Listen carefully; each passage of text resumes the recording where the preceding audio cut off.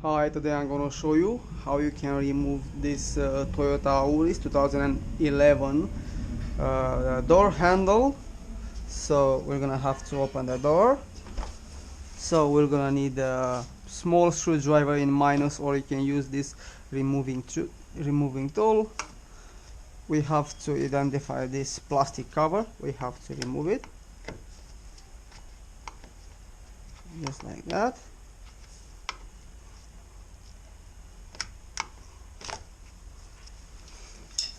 And then with the Torx 30 or T30, we have to find this screw inside, and we have to unscrew this one, and after we finish we unlock the handle.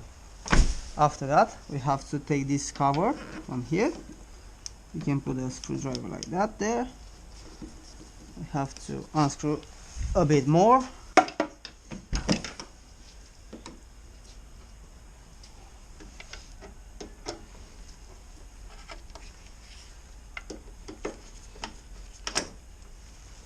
Just like this. Okay, now we have to slide the handle to the back of the car, just like that. Slide the handle to the back of the car, just like that.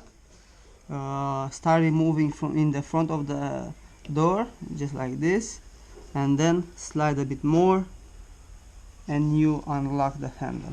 After that you put this one inside so don't lose it, this one as well. You can change your lock, and then you can put everything back just like you remove it. This is the way how you remove the front handle door. Thanks for watching. If you like this video, you can give me one like. If you are not subscribed yet, you can subscribe to my channel to see more videos.